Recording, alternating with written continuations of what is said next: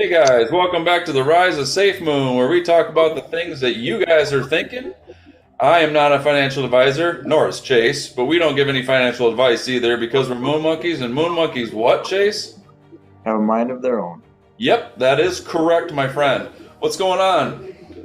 Oh, not too much. Just You're still just excited. you're in the library reading. Yep, got the knowledge coming to me, and I thought the beard gave you knowledge, not the damn library. well, that gives me some of that. You know what I mean? You gotta use that. Oh, well, guys, as you see, we are kind of in a different mood for some odd reason, but it is what it is. We changed our backgrounds. I got the old blockchain behind me, and he's, I guess, in a library somewhere. But, anyways, Chase, I had an idea today, and I think that was of Web3. We've heard SafeMoon talk about Web3 in the past, Yep. and what the hell is Web3? I know a lot of people are thinking, I don't get it. What the hell's Web3?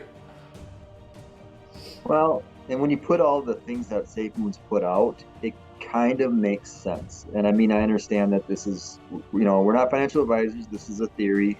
We got to tell our community that this is all just theory. But Web3 has a lot of applications. See, damn it, Chase, you don't even know either. I'm just kidding. But Web3 is very complex. I mean, if you go back to Web 1, who really knew anything besides the people who knew how to code, things like that, what Web 1 actually was. And now here we are on the verge of Web 3. And it is super complex. But we kind of believe that SafeMoon is trying to get into that. And how do you think SafeMoon is trying to get into Web 3, being a part of that? Well, first off, we got to talk about right now we're in Web 2. Originally Web 1 was basically just some coders developed some sites and everything else. Web 2 was basically they use your information to help, like algorithms, things like that, and use your information to basically draw you into websites. So when you go To on give you to, more information that you may not even want. yeah, it's basically they sell your information to whoever, and then, have you ever noticed when you're Googling something and then all of a sudden it shows up on your Facebook an ad that is the same exact thing you were trying to Google, right? Yes. They're using your information to help draw you in, which we all agree to doing it. That's why we go on the internet. So it kind of, makes sense. Web3 is completely different. I think, Chris, you should bring up the image. I do have, yeah, I did save an image. I told you I saved an image here that I want to help maybe dumb it down a little bit. So we've got this here. Like, what is Web3? Well, the internet has evolved over the years in the last three major phases. Until the early 2000s, Web 1 featured a handful of prominent websites and search engines, along with thousands of personal web pages. Then the rise of Facebook ushered in a new era of Web 2.0. And it was characterized by social media giants operating walled gardens. So Web 3 aims to bring the internet back to its roots.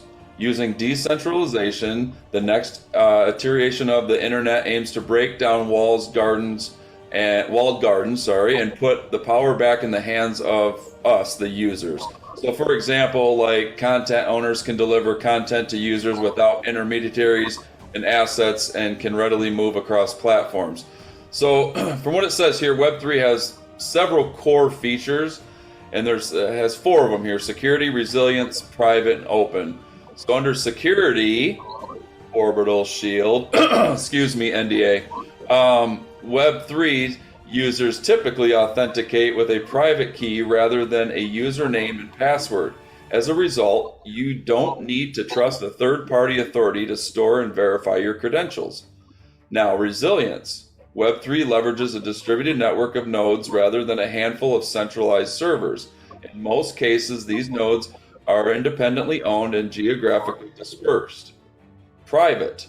Web3 users interact with independent Web3 nodes behind closed doors, meaning you're in complete control of your data. No single organization can censor information on a central server. And then finally, open. Web3's permissionless, transparent approach means that anyone can access information regardless of location, nationality, age, gender, or other factors.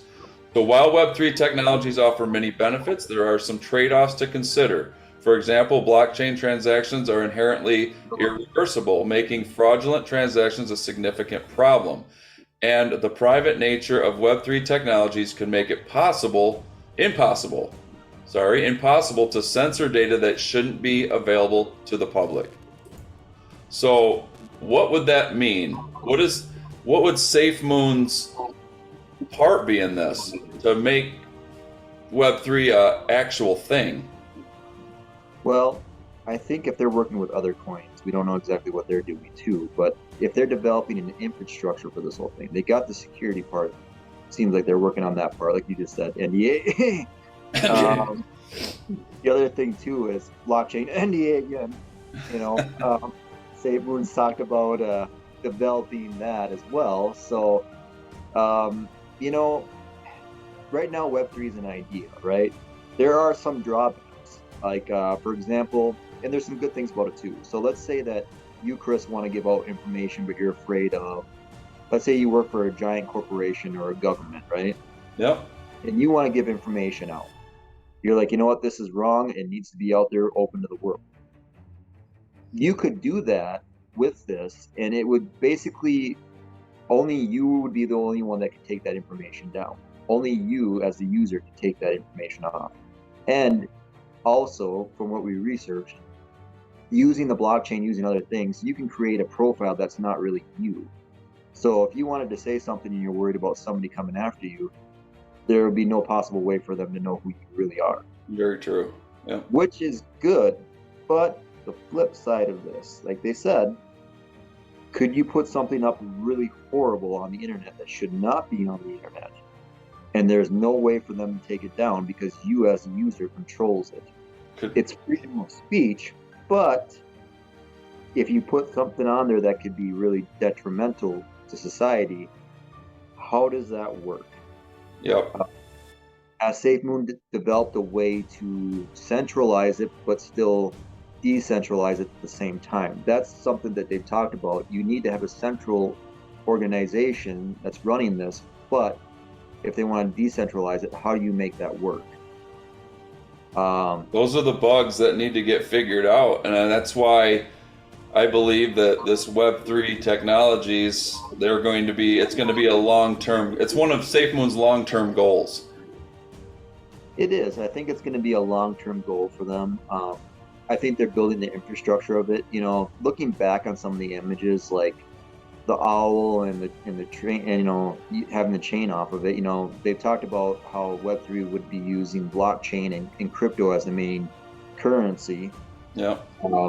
You know, and the stuff that we've researched. So, you know, could the owl be knowledge and the chain be, you know, the blockchain, and basically Web3 would give you the basically freedom of information. So if you live in a government that maybe censors that information, Web3 would basically destroy that. Well, in one of the books you read there behind you, what did you find out about how would Web3 benefit transactions as far as like purchasing?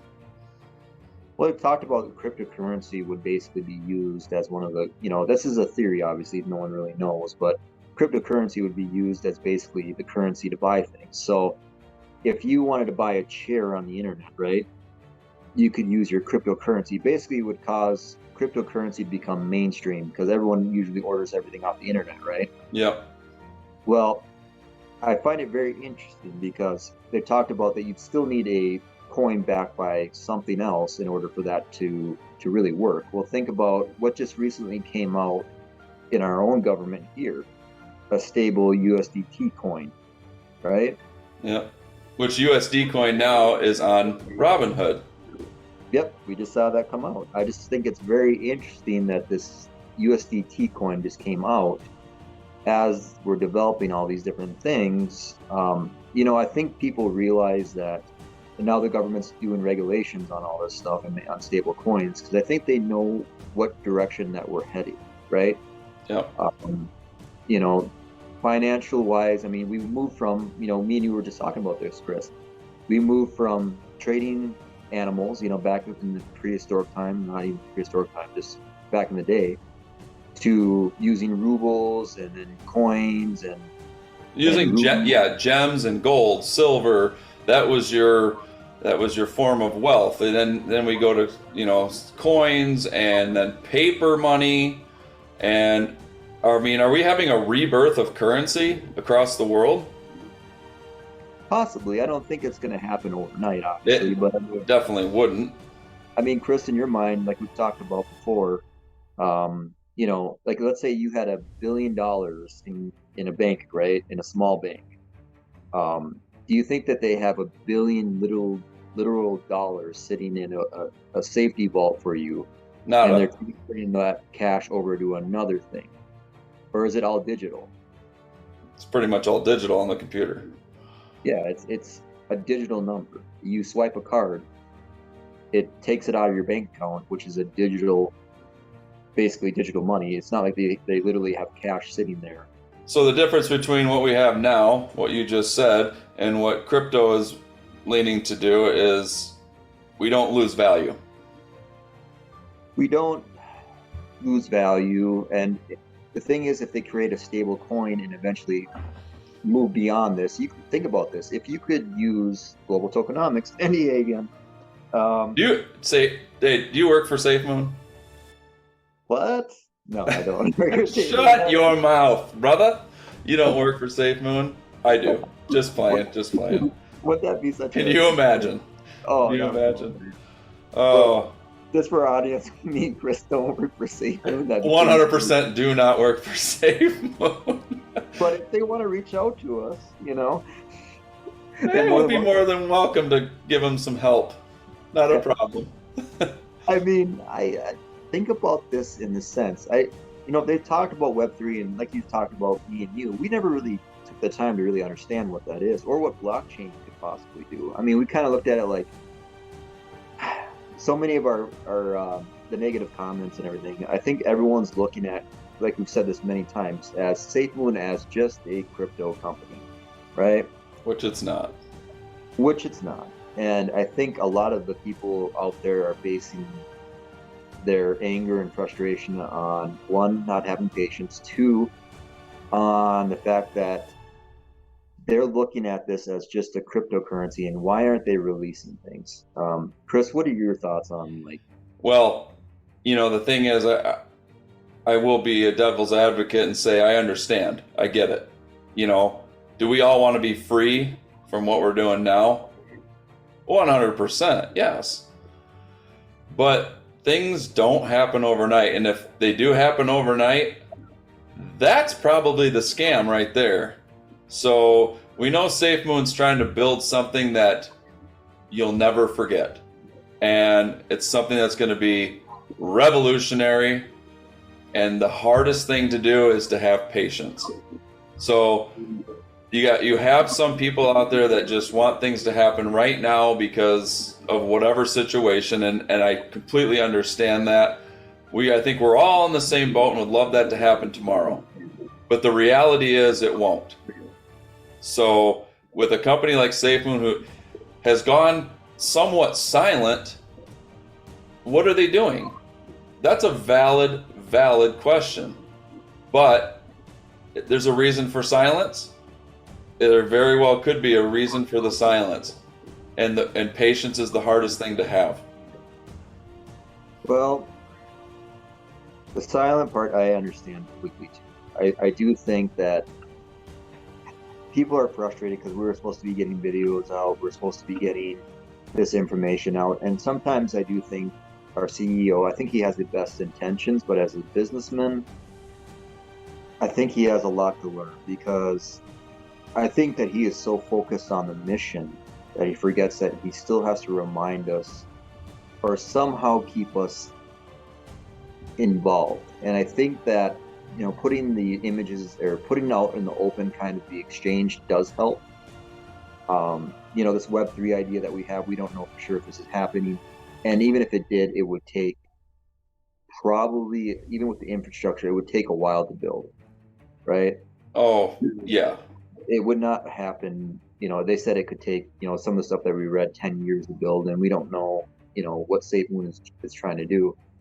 But imagine now, though, if they brought out that information and said, hey, our patents are done, everything's done, yeah, we're doing the exchange, we're doing the blockchain, and it's all huge and good and all that, but we're also building cybersecurity, which was recently talked about on another platform from one of the people that work for a different token, who was mentioned that could be used for so many different things. Think about this. Norton, there's other security companies like that too that develop security.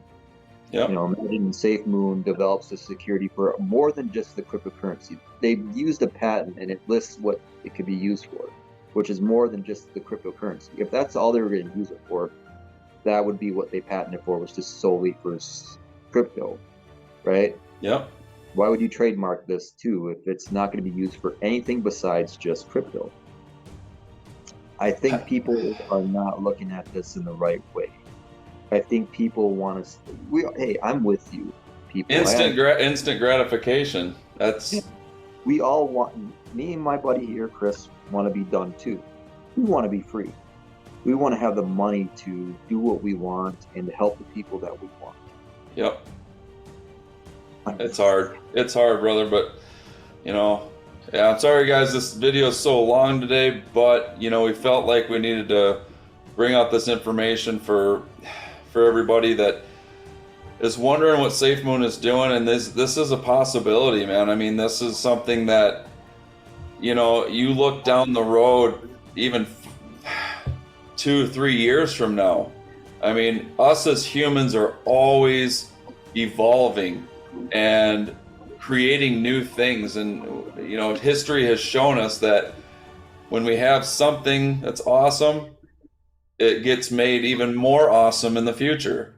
So let's let this infant grow up to something that's just 100% amazing, and it's going to happen, guys. Just it's hard, and like I said, I think SafeMoon, this is one of their long-term goals. So when you think longevity, you need to think Web3.